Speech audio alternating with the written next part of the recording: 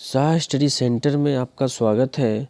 आज मैं बिहार बोर्ड द्वारा जारी इंटर का भूगोल यानी ज्योग्राफी का ऑब्जेक्टिव सॉल्यूशन करने जा रहा हूँ।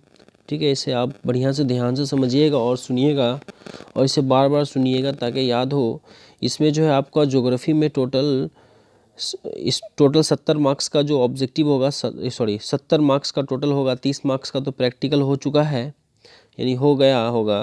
तो अब 70 मार्क्स में देखते हैं, इसमें जो है आपको 35 मार्क्स जो है ऑब्जेक्टिव का होगा। 35 मार्क्स ऑब्जेक्टिव होगा। 35 मार्क्स में 35 को 2 से गुना करेंगे तो 70 होता है। इसमें जो आपको ऑब्जेक्टिव टाइप क्वेश्चन होगा वो 70 होगा। इसमें जो ऑब्जेक्टिव टाइप क्वेश्चन होगा 70 होगा। 70 में आपको 35 बनाना। 70 में आपको कितना बनाना? 35 बनाना। तो देखते हैं इसमें पहला क्वेश्चन क्या है। पहला क्वेश्चन यहाँ ध्यान दीजिएगा। पहला क्वेश्चन है भारत। देखिए यहाँ, पहला आधुनिक सूती वस्त्र कारखाना कहाँ स्थापित किया गया है? तो एक बात याद रखिएगा, पहला आधुनिक, यहाँ पर क्या बोल रहा, आधुनिक का हो गया मॉडर्न। तो पहला आधुनिक सूती वस्त्र जो है स्थापित किया गया वो मुंबई में। तो मुंबई में स्थापित किया गया, याद रखना है उसको। स्थापित जो किया गया 1854 में। कब स्थापित किया? 1854 में। ध्यान में रखना है कि पहला आधुनिक सूती वस्त्र यानी ये सफल है, सक्सेसफुल। ये मिल जो है सक्सेसफुल मिल है जो कि 1854 में इस्टेब्लिश्ड हुआ मुंबई में। इससे पहले 2 बार हो चुका था। एक बार 1818 में हुआ था जो कि कलकत्ता में। 1818 में हुआ था जो कि कलकत्ता में, जो कि असफल रहा था।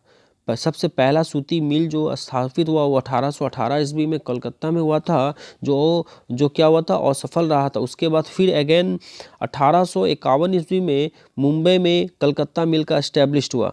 1851 में कलकत्ता में सूती मिल के एस्टेब्लिश्ड हुआ, जो फिर भी ये क्या हुआ, असफल हुआ। असफल होने के बाद फिर 3 साल के बाद 1854 ईस्वी में एक सफल सूती मिल की एस्टेब्लिश्ड हुआ जो कि मुंबई है, जिसकी क्या है, ये मुंबई है। एक का आंसर एक होगा। 2 नंबर में देखते हैं। 2 नंबर में क्वेश्चन क्या बोल रहा है। 2 नंबर में क्वेश्चन बोल रहा है हल्दिया पोताश्रय हल्दिया पोताश्रय कहाँ है? तो हल्दिया पोताश्रय जाहिर सी बात है ये पश्चिम बंगाल में है। हल्दिया पोताश्रय कहाँ हुआ है? ये पश्चिम बंगाल में। ठीक है, नेक्स्ट आते हैं क्वेश्चन नंबर 3। क्वेश्चन नंबर 3 में बोल रहा है मयूरभंज में कौन खनिज पाया जाता है? तो मयूरभंज में खनिज जो पाया जाता है वो लोहा अयस्क पाया जाता है। मयूरभंज जो है ये जनरली कर्नाटक में है और इसमें जो पाया जाता है कौन सा अयस्क पाया जाता है? लोहा अयस्क पाया जाता है। ठीक है, नेक्स्ट आते हैं क्वेश्चन नंबर 4। क्वेश्चन नंबर 4 में देखिए क्या बोल रहा है। क्वेश्चन नंबर 4 में बोल रहा है कि मणिकरण है, यानी मणिकरण क्या है? तो इसका जो आंसर होगा 3 नंबर यानी कि हिमाचल प्रदेश होगा। मणिकरण कहाँ है? यानी हिमाचल प्रदेश में है। क्वेश्चन इसमें थोड़ा ठीक से गलत दिया है। इसमें होता है मणिकरण कहाँ है, तो मणिकरण कहाँ है? हिमाचल प्रदेश में है। नेक्स्ट आते हैं 5 नंबर क्वेश्चन। 5 नंबर बोल रहा है क्या, देखिए, पोर्ट सईद किस जल मार्ग पर स्थित है? तो पोर्ट सईद जो स्थित है ये स्वेज नहर पे स्थित है। कहाँ है? 5 का 4 होगा, स्वेज नहर पे स्थित है। तो पोर्ट सईद किस जल मार्ग में स्थित है? तो ये स्वेज नहर में। क्वेश्चन नंबर 6 देखते क्या बोल रहा है। क्वेश्चन नंबर 6 बोल रहा है कि क्वेश्चन नंबर 6 में बोल रहा है इनमें कौन मानव भूगोल की उपशाखा नहीं है? तो मानव भूगोल की उपशाखा नहीं है, जाहिर सी बात है। मानव से रिलेटेड तो अब जान रहे हैं कि संस्कृति मानव से रिलेटेड है, यह है। परिवहन भी मानव से रिलेटेड है, यह है। आर्थिक भूगोल भी मानव से रिलेटेड है। ये सब मानव से रिलेटेड यानी मानव पे डिपेंड करता है, आर्थिक, संस्कृति और परिवहन। लेकिन ये जो जलवायु है, ये जलवायु जो है ये मानव भूगोल का शाखा नहीं है। क्यों? क्योंकि ये जो है जलवायु जो है ये जलवायु जो है, जाहिर सी बात है, ये जलवायु मौसम पे डिपेंड करता है। ये वो नहीं है। ठीक है, मानव भूगोल नहीं है। नेक्स्ट क्वेश्चन नंबर 7 देखते हैं। क्वेश्चन नंबर 7 में बोल रहा है नरोड़ा नाभिकीय ऊर्जा परियोजना कहाँ है? तो नरोड़ा, जाहिर सी बात है, नरोड़ा जो परियोजना है ये उत्तर प्रदेश में। नरोड़ा नाभिकीय परियोजना कहाँ है? ये उत्तर प्रदेश में। नेक्स्ट आते हैं क्वेश्चन नंबर 8 में बोल रहा है कोंकण रेलवे पर रोहा स्टेशन किस राज्य में स्थित है? तो ये इसका जो आंसर होगा महाराष्ट्र में होगा। अगेन मैं रिपीट कर रहा हूँ, कोंकण रेलवे पर रोहा स्टेशन किस राज्य में स्थित है? तो ये महाराष्ट्र होगा, इसका आंसर 8 का 1 होगा। 9 नंबर में देखिए क्या बोल रहा है, 9 नंबर में बोल रहा है कि मीटर गेज रेल पटरी के बीच की चौड़ाई कितनी है? मीटर गेज रेल पटरी की चौड़ाई जो होगा इसका 1.0 मीटर यानी 1 मीटर होगा। मीटर गेज रेल पटरी का जो बीच की चौड़ाई होगा वो 1 मीटर होगा, ठीक है। और नेक्स्ट देखिए 10 नंबर क्वेश्चन में क्या बोल रहा है, भिलाई इस्पात संयंत्र किस राज्य में स्थित है? तो भिलाई जाहिर सी बात है जान ही रहे हैं छत्तीसगढ़ में है। भिलाई कहाँ है? छत्तीसगढ़ में।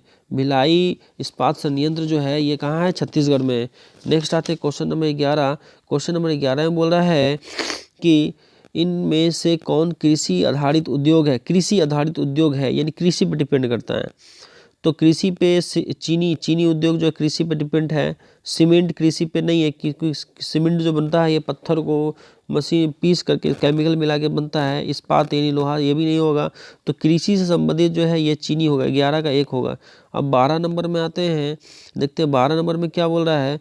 12 में बोल रहा है जनानकी संक्रमण की अंतिम अवस्था में क्या होता है? तो जनानकी संक्रमण में अंतिम अवस्था जो होता है इसमें जन्म दर और मृत्यु दर दोनों निम्न होती है। इसमें बच्चे पैदा भी कम होते हैं और इसमें मरते भी बहुत कम है। इसमें बहुत यानी कि इसका ये जो होता है हर चीज़ में निम्न होता है यानी कम होता है। जनानकी संक्रमण की अंतिम अवस्था जो है वो क्या होता है? निम्न होता है। नेक्स्ट आते क्वेश्चन नंबर क्वेश्चन नंबर 13 में देखिए क्या बोल रहा है। क्वेश्चन नंबर 13 में बोल रहा है कि वह व्यक्ति जो 1 वर्ष में 183 दिन में से कम दिन काम करता है क्या कहलाता है? तो 183 दिन से जो कम काम करता है उसको हम बोलते हैं मुख्य श्रमिक। कौन सा श्रमिक बोलते हैं? मुख्य श्रमिक। यानी कि 183 दिन से जो कम काम करेगा उसको बोलते हैं मुख्य श्रमिक, मेन लेबर। और इसमें जो आंसर होना चाहिए मेरे अकॉर्डिंग इसमें सीमांत श्रमिक होगा कि 183 दिन से जो कम काम करता है उसको हम सीमांत श्रमिक कहते हैं, ठीक है। सीमांत श्रमिक, इसका जो 13 का आंसर होगा 2 होगा। सीमांत श्रमिक जो है बहुत कम काम करते हैं यानी 183 यानी साल में 183 दिन से जो कम काम करेगा उसको सीमांत कहते हैं। और 183 से अधिक जो होगा वो मुख्य श्रमिक होगा। 183 से अधिक दिन जो काम करेगा वो मुख्य श्रमिक होगा और 183 से कम जो करेगा उसको सीमांत श्रमिक कहते हैं। 14 नंबर क्वेश्चन में देखिए क्या बोल रहा है। 14 नंबर क्वेश्चन में बोल रहा है कि इनमें से कौन अपकर्ष कारक है? तो अपकर्ष कारक जो होगा इसमें इसका शहरीकरण भी होगा, उद्योगीकरण भी होगा और तृतीय कार्य प्रमुख भी होगा। तो इसको फिर से हम एक बार रिपीट करते हैं। इसमें इनमें से सभी हो सकता है। फिर से एक क्वेश्चन रिपीट कर रहे हैं, इनमें कौन अपकर्षण कारक? अपकर्षण कारक यानी शहर भी होगा, औद्योगिकरण भी होगा, तृतीय भी होगा। जैसे मैं बताना चाह रहा हूँ कि इसमें हर एक तृतीय में रिलेटेड है तो इसका इनमें से सभी होगा। नेक्स्ट आते हैं क्वेश्चन नंबर 15। क्वेश्चन नंबर 15 में क्या बोल रहा है। क्वेश्चन नंबर 15 बोल रहा है मानव विकास सूचकांक का मान होता है। तो मानव विकास सूचकांक का मान जो होता है वो 0 से 1 होगा, 0 से 1 होगा। क्वेश्चन नंबर हम 16 में आते हैं। क्वेश्चन नंबर 16 में बोल रहा है अंगूर की खेती को बोलते हैं विटीकल्चर। याद रखना, अंगूर की खेती को बोलते हैं विटीकल्चर। अंगूर की खेती को बोलते हैं विटीकल्चर। नेक्स्ट आते हैं क्वेश्चन नंबर 17। क्वेश्चन नंबर 17 में देखिए क्या बोल रहा है सार्वजनिक क्षेत्र के उद्योगों पर किसका नियंत्रण होता है? यानी सार्वजनिक मतलब सरकारी क्षेत्र के उद्योग पे जाहिर सी बात है सरकार का नियंत्रण होता है। किसका नियंत्रण होता है? सरकार का नियंत्रण होता है। सार्वजनिक का मतलब होता है सरकारी, तो सरकारी क्षेत्र के उद्योग में किसका नियंत्रण होता है? वो सरकार का होता है, ठीक है। नेक्स्ट आते हैं क्वेश्चन नंबर 18। क्वेश्चन नंबर 18 में बोल रहा है कि टोक्यो उद्योग केंद्र है। टोक्यो जाहिर सी बात है जापान में है। टोक्यो कहाँ है? जापान में है। तो टोक्यो औद्योगिक केंद्र कहाँ होगा? जाहिर सी बात है जापान में होगा। 18 का 2 होगा। 19 में देखिए क्या बोल रहा है। 19 में बोल रहा है स्वर्ण कॉलर संबंधित है। स्वर्ण कॉलर जो संबंधित है वो चतुर्थ क्रियाकलाप से। कौन सा क्रियाकलाप? स्वर्ण कॉलर जो है संबंध है वो चतुर्थ क्रियाकलाप से। याद रखना, फिर से रिपीट कर रहे हैं, स्वर्ण कॉलर जो संबंधित है वो चतुर्थ क्रियाकलाप से, ठीक है। नेक्स्ट आते हैं क्वेश्चन नंबर 20 में, देखते क्या है। 20 नंबर में बोल रहा है लंदन किस महादेश में स्थित है। तो लंदन जो स्थित है ये आपको यूरोप महादेश में है। लंदन जो किस महादेश में है, ये यूरोप में है। और विश्व का सबसे बड़ा महादेश जो है एशिया है। विश्व का सबसे बड़ा महादेश एशिया है। विश्व का सबसे छोटा महादेश जो है वो ऑस्ट्रेलिया है। तो विश्व का सबसे बड़ा महादेश एशिया है। सेकंड नंबर में आता है यूरोप। तो यूरोप भी एक महादेश है जो कि दूसरा सबसे लार्जेस्ट महादेश है। इसी में आपको आता है लंदन। और एक चीज़, लंदन जो होता है ना, ये जो है यूके यानी यूनाइटेड किंगडम यानी इंग्लैंड की राजधानी, ब्रिटेन की राजधानी लंदन है, ठीक है। अब आते हैं नेक्स्ट क्वेश्चन नंबर 21 में, देखते क्या बोल रहा है। क्वेश्चन नंबर 21 में बोल रहा है वेस्टफेलिया किस देश में स्थित है। वेस्टफेलिया जो स्थित है वो जर्मनी में है। वेस्टफेलिया कहाँ स्थित है, जर्मनी में है। वेस्टफेलिया कहाँ स्थित है, जर्मनी में। नेक्स्ट 22 नंबर में क्या बोल रहा है, ओरिएंट एक्सप्रेस रेलवे मार्ग। ओरिएंट रेलवे इधर ही हुआ है, ये यूरोप में है। ओरिएंट एक्सप्रेस रेल मार्ग जो कहाँ स्थित है, ये यूरोप में है। ओरिएंट एक्सप्रेस रेल मार्ग कहाँ स्थित है, यूरोप में है। 23 नंबर में आते हैं। 23 नंबर में क्या बोल रहा है, देखते हैं। निम्नलिखित में से कौन परिवहन का साधन नहीं है। तो परिवहन का साधन जो नहीं है, देख लेते हैं परिवहन का साधन। तो परिवहन का साधन इसमें जो नहीं होगा, तो परिवहन का साधन नहर होगा, ठीक है। राजमार्ग होगा, ठीक है। पाइपलाइन भी होगा, क्योंकि पाइपलाइन के द्वारा जो है आजकल तेल गैस का जो है परिचालन होता है। यानी जब कोई एक जगह से दूसरी जगह से जब कोई सामान को हम भेजते हैं तो उसको हम क्या बोलते हैं, परिवहन के इसमें आते हैं। तो इसमें जो ये उपग्रह जो है, उपग्रह परिवहन के इसमें नहीं है, क्योंकि उपग्रह को ले आकर के जस्ट हम अपने ग्रह के चारों एस्टेब्लिश कर देते हैं, वो उसी जगह पे चक्कर लगाते रहता है, ठीक है। तो इसमें जो है परिवहन होगा। इसका ये जो परिवहन नहीं है, ये उपग्रह क्या नहीं है, परिवहन नहीं है। नेक्स्ट आते हैं क्वेश्चन नंबर 24। क्वेश्चन नंबर 24 में बोल रहा है क्या कि नम बिंदु बस्ती किस क्षेत्र की विशेषता है। तो नम बिंदु जो है, ये जाहिर सी बात है, नम मतलब नमी बिंदु बस्ती जो है, इसका आंसर मरुस्थल तो नहीं होगा, पठारी भी नहीं होगा। इसका आंसर या तो बर्फीला होगा या तो मैदानी होगा। तो जाहिर सी बात है बर्फीला होगा। इसका जो आंसर होगा नम बिंदु बस्ती जो है वो बर्फीला होगा। नम बिंदु बस्ती जो है क्षेत्र कहाँ होगा, बर्फीला होगा। नेक्स्ट आते हैं क्वेश्चन नंबर 25। क्वेश्चन नंबर 25 में बोल रहा है किस भाषा परिवार की जनसंख्या सबसे अधिक है। किस भाषा की जो जनसंख्या सबसे अधिक है। तो यहाँ पर ऑस्ट्रिया नहीं होगा, द्रविड़ भी नहीं होगा, भारत और यूरोपीय। भारत, क्योंकि भारत में और यूरोप सेकेंड लार्जेस्ट कॉन्टिनेंट्स है, तो इसका जो आंसर होगा भारतीय यूरोपीय। किस भाषा परिवार की जनसंख्या सबसे अधिक है, तो वो होगा भारतीय यूरोपीय। नेक्स्ट आते हैं क्वेश्चन नंबर 26 है, भाखड़ा नांगल परियोजना स्थित है। तो जाहिर सी बात है, बहुत ही इंपॉर्टेंट क्वेश्चन है। भाखड़ा नांगल परियोजना जो है ये सतलज नदी के किनारे स्थित है और ये पंजाब में। कहाँ है ये, पंजाब में। भाखड़ा नांगल परियोजना जो है ये पंजाब में। और एक चीज़, भाखड़ा नांगल परियोजना जो है ये भारत का सबसे ऊंचा परियोजना है। भारत का सबसे ऊंचा परियोजना भाखड़ा नांगल परियोजना है। और सबसे लंबा परियोजना जो है वो हीराकुंड है। सबसे लंबा परियोजना जो है वो हीराकुंड है और सबसे ऊंचा परियोजना जो है वो भाखड़ा नांगल है, जो कि सतलज नदी पे है और ये पंजाब में है। नेक्स्ट आते हैं क्वेश्चन नंबर 27 में। क्वेश्चन नंबर 27 कहाँ है, गोदावरी बेसिन कहाँ है। तो 27 नंबर में गोदावरी बेसिन जो है ये दक्षिण है, यानी जाहिर सी बात है दक्षिणी भारत की सबसे लंबी नदी गोदावरी है। तो इस ट्रिक से भी आप याद कर सकते हैं, गोदावरी बेसिन जो है ये दक्षिण भारत में। गोदावरी बेसिन कहाँ है, दक्षिण भारत में। 27 का 3 होगा। अब 28 नंबर में आते हैं, देखते क्या है। 28 नंबर में बोल रहा है इनमें कौन खनन नगर नहीं है। खनन नगर कौन नहीं है, तो जाहिर सी बात धनबाद है, कोडरमा भी है, खेतरी भी है। पटना में खनन चीज़ नहीं है, यानी कोयला, लोहा, सोना, चांदी, ये सब जो है कोयला टाइप का किसी भी तरह का खनिज वगैरह वहाँ नहीं पाया था कोयला पटना में, इसलिए इसका जो आंसर होगा पटना होगा। नेक्स्ट आते हैं 29 नंबर में, क्या बोल रहा है देखते हैं। 29 में बोल रहा है झील के सहारे किस प्रतिरूप का अधिवास पाया जाता है। तो झील के सहारे, जाहिर सी बात, झील जो होता है रेखीय नहीं होता है, गोल होता है। झील कैसा होता है? गोल टाइप का होता है। नदी जो है वो रेखीय होता है, लंबी होती है। और इस तरीके से देखा जाए तो इसका आंसर वृत्ताकार होगा। इसका जो आंसर होगा क्या होगा? वृत्ताकार होगा। नेक्स्ट आते हैं क्वेश्चन नंबर 30। क्वेश्चन नंबर 30 में देखते हैं क्या बोल रहा है। क्वेश्चन नंबर 30 में बोल रहा है पहाड़ियों पर कौन सा अधिवासी प्रतिरूप पाया जाता है। तो पहाड़ी पर, जाहिर सी बात है, पहाड़ी पे जब भी कोई खेती करेगा तो श्रीनुमा करेगा। तो इसका आंसर जो होगा, पहाड़ी का जब भी आएगा तो अधिवासी का मतलब पहाड़ पे अगर कोई वास भी करता है, पहाड़ पे अगर कोई रहता भी है तो उसको पहाड़ को कटिंग करके मैदानी बनाता है, सीढ़ी टाइप का बनाता है, तब उसमें वो वास करता है। तो इसका आंसर जो होगा 30 का 2 होगा, यानी सीढ़ी नुमा होगा। नेक्स्ट आते हैं क्वेश्चन नंबर 31 में, देखते हैं क्या बोल रहा है। क्वेश्चन नंबर 31 में बोल रहा है भारत में वर्ग 1 के सहारे नगर की जनसंख्या होती है। तो भारत में वर्ग 1 के सहारे नगर की जनसंख्या जो है 1 लाख से अधिक होता है। यानी 1 लाख से अधिक जनसंख्या जहाँ होगा वो भारत के वर्ग नंबर 1 में आएगा, वर्ग नंबर 1 में आएगा, 1 लाख से अधिक जनसंख्या वाला को। 32 नंबर क्वेश्चन देखिए क्या बोल रहा है।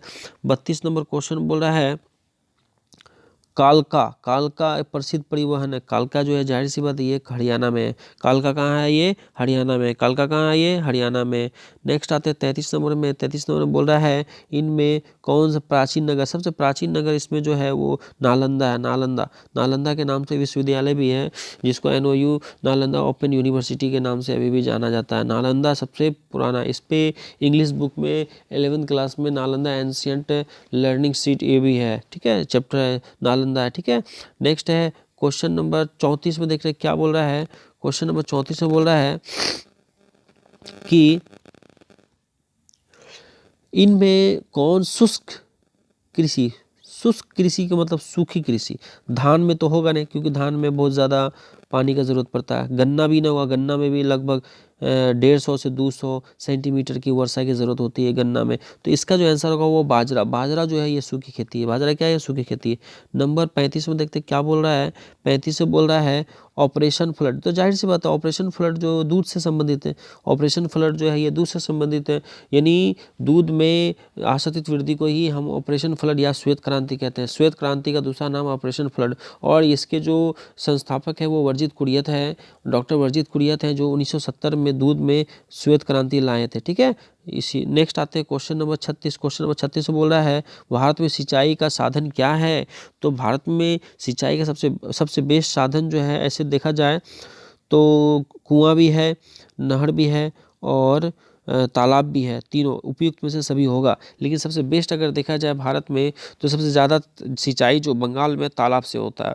तो याद रखना, भारत में सिंचाई का सबसे साधन जो है, ऐसे तो तीनों है, उपयुक्त में सभी, लेकिन सबसे ज़्यादा अगर बोला, सबसे ज़्यादा बोलेगा तो यहाँ अगर सबसे ज़्यादा बोलता तो तालाब होता। तो यहाँ पर तालाब नहीं देके क्या देना है? उपयुक्त में सभी देना है।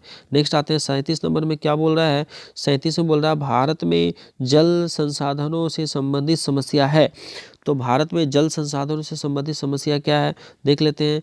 तो भारत में भारत में जल संबंधी वितरण, यानी जल का सही से वितरण नहीं होता, जल सही से उपलब्ध नहीं हो पाता है, गुणवत्ता की कमी, इसका भी आंसर उपयुक्त में से सभी होगा। 37 का 4 होगा। 38 में देखते हैं, 38 में क्या बोल रहा है। लो एक्स के मुख्य क्षेत्र हैं।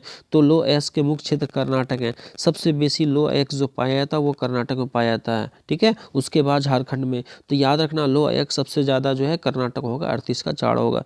नेक्स्ट आते हैं 39 नंबर में। 39 में देख रहे क्या बोलता है। 39 में बोल रहा है क्या कि मोनाजाइट पाया जाता। मोनाजाइट कहाँ पाया जाता? मोनाजाइट जो पाया था वो जाहिर से वाला केरल में पाया था। मोनाजाइट जो पाया था वो केरल में पाया था। अब हम नेक्स्ट आते हैं 40 नंबर। लांबा संबंधित है। तो लांबा जो संबंधित है वो भूतापीय ऊर्जा से संबंधित है। लांबा जो संबंधित है किससे संबंधित है? भूतापीय ऊर्जा से संबंधित। क्वेश्चन नंबर 41 में आते हैं। क्वेश्चन नंबर 41 में कोयला मिलता है, कहाँ मिलता है? कोयला जो मिलेगा वो झरिया में मिलेगा, ये झारखंड में है। कोयला कहाँ मिलता है? और एक चीज़, कोयला का सबसे बेसी उत्पादन वाला राज्य जो है भारत में वो झारखंड है। सबसे बेसी कोयला जो है झारखंड में पाया था। और ये झाड़िया जो है एक जगह का नाम जहाँ पर कोयला का सबसे बेसी मिलता है ये, ठीक है। नेक्स्ट आते हैं क्वेश्चन नंबर 42। क्वेश्चन नंबर 42 में बोल रहा है जनसंचार का माध्यम है। जनसंचार तो टेलीविज़न भी होगा, रेडियो भी होगा, रेडियो, जनसंचार मतलब एक दूसरे से संपर्क, जन मतलब आदमी और संचार मतलब संपर्क करना यानी मोबाइल टेलीफोन। तो ये समाचार पत्र भी होगा यानी एक जगह न्यूज़ दूसरे जगह भी। इसका जो आंसर होगा उपयुक्त में सभी होगा, 42 का 4 होगा। ठीक है, अब हम 44 में आते हैं। 44 में क्या बोल रहा है, 43 सॉरी 44 से 43। 43 में क्या बोला, इनमें कौन सा सामाजिक भूगोल की उपशाखा, सामाजिक भूगोल यानी समाज से रिलेटेड है। तो समाज से रिलेटेड जाहिर सी बात है सैन्य होगा नहीं और संसाधन होगा नहीं। समाज से रिलेटेड चिकित्सा, चिकित्सा भूगोल यानी समाज में कोई बीमार पड़ेंगे तो उसको चिकित्सा यानी डॉक्टर के पास ले जाना होगा, तो ये समाज से रिलेटेड है। तो 43 का जो आंसर होगा वो 1 होगा। 44 में देखते क्या बोल रहा है, 44 में बोल रहा है स्थानीय संगठन भौगोलिक अध्ययन का उपगम रहा है। तो इसका जो आंसर होगा 44 का 2 होगा। 1950 से 1960 में स्थानीय संगठन भौगोलिक अध्ययन का उपागम रहा है, तो 1950 से 1960। नेक्स्ट आते हैं क्वेश्चन नंबर 45। क्वेश्चन नंबर 45 में बोल रहा है, देखते क्या बोल रहा है, विश्व की जनसंख्या किस वर्ष 7 बिलियन हो गई। ये मोस्ट इंपॉर्टेंट क्वेश्चन। विश्व की सबसे जनसंख्या जो है 7 बिलियन, मिलियन और बिलियन हो गई। तो इसका जो आंसर होगा वो 2020 में, 2020 में जो है विश्व की जनसंख्या जो है 7 बिलियन हो गई। 7 क्या हो गई, बिलियन हो गई। ठीक है, मिलियन नहीं बिलियन। ठीक है, 2020 में। नेक्स्ट आते हैं क्वेश्चन नंबर, नेक्स्ट आते हैं 46 में। देखते क्या बोल रहा है। 46 में बोल रहा है, इनमें इन देशों में कौन सा जनांकी संक्रमण के अंतिम अवस्था। तो सबसे जनांकी संक्रमण का मतलब अभी जस्ट मैं समझाया था। जनांकीय संक्रमण का मतलब होता है वहाँ जन्म दर भी कम होगा और मृत्यु दर भी कम होगा। यानी जिस देश में या जिस क्षेत्र में बच्चे की पैदाइश बहुत कम, यानी कि वहाँ पर बच्चे भी कम पैदा होंगे, मरेंगे भी कम, तो ये जो होगा जापान होगा। इसका जो आंसर होगा 46 का जापान होगा। जापान में जाहिर सी बात अमेरिका जो है गिराया था बम हिरोशिमा 1945 में, हिरोशिमा और नागासाकी में, जिसके दुष्परिणाम के कारण वहाँ जापान में जो है जनांकी संक्रमण सबसे कम है। ठीक है, नेक्स्ट आते हैं क्वेश्चन नंबर 47 देखते हैं। 47 में क्या बोल रहा है, 47 से बोल रहा है, ऑस्ट्रेलिया में आयु लिंग पिरामिड की आकृति होती है। तो ऑस्ट्रेलिया में जाहिर सी बात है लिंग आयु तो होती है वो त्रिभुजाकार होती है। तो 47 का जो आंसर होगा वो 1 होगा। 47 का जो आंसर होगा वो 1 होगा। अब 48 में देखते हैं क्या बोल रहा है। 48 में बोल रहा है, इनमें से कौन सा विद्वान मानव विकास सूचकांक से संबंधित है। तो मानव विकास सूचकांक से संबंधित जाहिर सी बात है विद्वान अमर्त्य सेन है, डॉक्टर अमर्त्य सेन। ठीक है, जो कि कहाँ के हैं, चीन के हैं। नेक्स्ट आते हैं क्वेश्चन नंबर 49 में। देखते हैं क्या बोल रहा है। क्वेश्चन नंबर 49 में बोल रहा है, 1 मिनट, क्वेश्चन नंबर 49 में क्या बोल रहा है, तो इनमें कौन सा चालवासी पशु चारा है। चालवासी पशु चारा जो है याक भी है, लामा भी है, रेनडियर है। लेकिन सबसे मेन जो है इसमें याक और रेनडियर होता है, लेकिन इसमें ऑप्शन तो वैसा है नहीं, इसे लामा भी माना जाएगा, इसलिए इसका जो आंसर होगा उपयुक्त में से सभी होगा। तो चालवासी पशु चारा से संबंधित जो है वो इनमें से सभी होगा। ठीक है, नेक्स्ट आते हैं क्वेश्चन नंबर 50 में। क्वेश्चन नंबर 50 में क्या बोल रहा है, इनमें कौन सा व्यापारिक अन्य कृषि है। तो व्यापारिक अन्य कृषि मतलब ये हुआ जो कि ऐसा कृषि जिसको बेचने के बाद व्यापार यानी कि बिजनेस के लिए यानी पैसा के लिए किया जाता है। ठीक है, पैसा के लिए जो खेती किया जाता है उसको व्यापारिक कृषि कहते हैं। तो राई इसका आंसर हो सकता है, जौ भी होगा, राई भी होगा और गेहूं भी होगा, इसलिए इसका आंसर इनमें से सभी होगा। यानी कि खेती जो किया जाता है पैसा के लिए किया जाता है, बिजनेस के लिए। ठीक है, इनमें से नेक्स्ट आता है 51 नंबर में। 51 नंबर में बोल रहा है, इनमें से पशु आधारित उद्योग संबंधित है। तो पशु आधारित उद्योग जो होगा, कागज़ तो होगा नहीं, लोहा तो होगा नहीं, इस्पात तो होगा नहीं, इसका आंसर ऊन होगा। यानी ऊन, भेड़िया से ऊन प्राप्त किया जाता है, तो ये पशु उद्योग हो गया। ठीक है, 51 का 3 होगा। अब आते हैं 52 नंबर में। 52 नंबर में बोल रहा है, इन कोयला क्षेत्र में कौन जर्मनी में है। तो जर्मनी में कोयला क्षेत्र कौन सा है, तो तालचर होगा नहीं। ठीक है, अपलेसिया होगा नहीं, रूर होगा। इसका जो आंसर होगा 52 का 2 होगा, रूर होगा। नेक्स्ट आते हैं 53 नंबर। 53 नंबर में बोल रहा है कि इनमें कौन सा तृतीय सेवा नहीं है। तृतीय सेवा नहीं है। तो बैंक जो है ये तृतीय सेवा है, परिवहन भी सेवा करता है, तृतीय सेवा है, संचार भी तृतीय सेवा है। नीति निर्धारण जो ये तृतीय नहीं है, नीति निर्धारण जो है ये तृतीय नहीं है। नेक्स्ट आते हैं 54 नंबर में। 54 नंबर बोल रहा है, सीमांत सड़कों का संबंध है। तो सीमांत सड़कों का जो संबंध है वो अंतर्राष्ट्रीय सीमा से सड़कों से है, अंतर्राष्ट्रीय सीमा पर स्थित सड़कों से है। सीमांत सड़क का जो संबंध है वो अंतर्राष्ट्रीय सीमा पर स्थित सड़कों से है।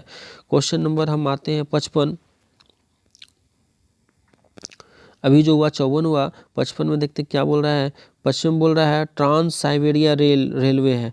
ट्रांस साइबेरिया जो रेलवे है ये आपको रूस में है। ट्रांस सबसे बड़ा ट्रांस साइबेरिया रेलवे जो है ये कहाँ है, रूस में है, याद रखना। ट्रांस साइबेरिया कहाँ है, ये रूस में है। ट्रांस साइबेरियन कहाँ है, रूस में। नेक्स्ट आते हैं क्वेश्चन नंबर 56। क्वेश्चन नंबर 56 में देखते क्या बोल रहा है। 56 नंबर क्वेश्चन में बोल रहा है इन शब्दों में किसका प्रयोग अंतर्राष्ट्रीय व्यापार में किया जाता है। अंतर्राष्ट्रीय व्यापार में जो किया जाता है वो डिम्फिया व्यापार संतुलन, डिम्फिया मुफ्त व्यापार।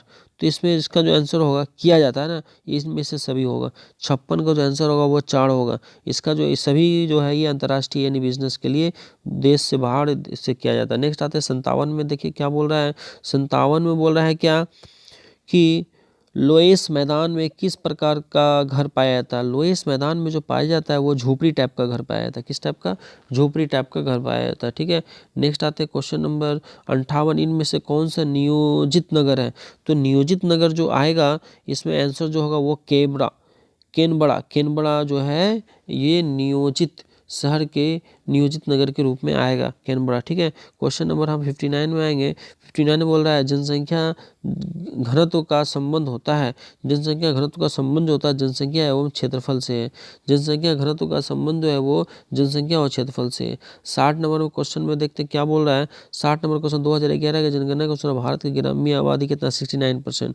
तो गाँव की जनसंख्या जो है भारत में वो 69% है और शहर की आबादी जो है भारत में 31%। ठीक है। अब आते हैं क्वेश्चन नंबर 61।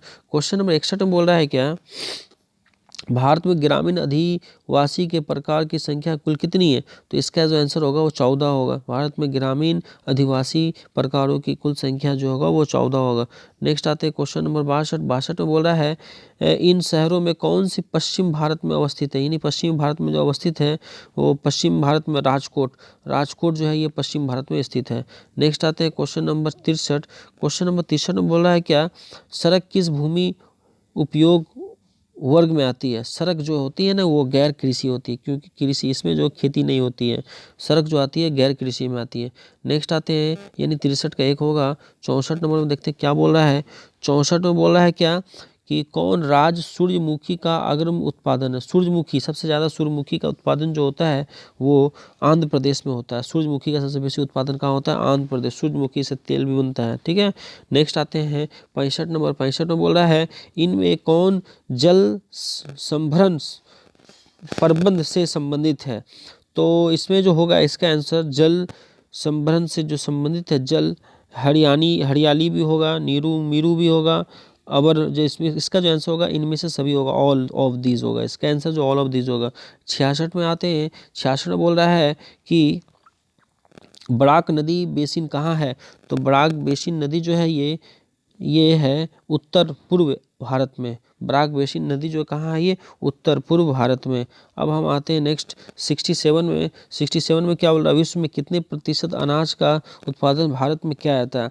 विश्व में लगभग जो है लगभग विश्व में 25%, याद रखना 25% उत्पादन जो है ये विश्व में कितने प्रतिशत अनाज का उत्पादन भारत में किया जाता है। 25% जो उत्पादन है ये, यानी भारत जो है कृषि प्रधान देश है। याद रखना कि भारत किस प्रकार का देश है, कृषि प्रधान देश है।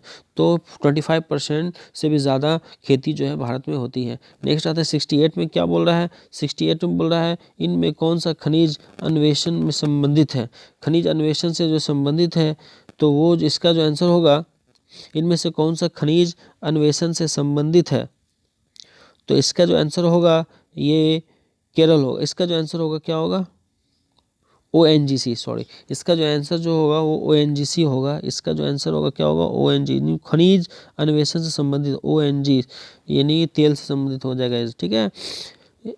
खनिज अन्वेषण से संबंधित है। तो 1 मिनट, HCL तो होगा नहीं, GSL होगा नहीं, इसमें ONGC होगा, यानी खनिज पेट्रोलियम से संबंधित है। नंबर 69 में आते हैं। 69 में बोल रहा है क्या कि 1 मिनट 69 में बोल रहा है भरमौर जिला। भरमौर जिला कहाँ है? तो भरमौर जिला जाहिर सी बात है वो केरल में। भरमौर जिला कहाँ है? केरल में। नेक्स्ट आते हैं क्वेश्चन नंबर लास्ट 70 में, देखते हैं क्या भील जनजाति मुख्यतः केंद्रित है। भील जनजाति जो मुख्यतः केंद्रित है वो झाबुआ जिला। कौन सा जिला में? झाबुआ जिला। ये झाबुआ जिला जो है झारखंड में है। ठीक है, ठीक है।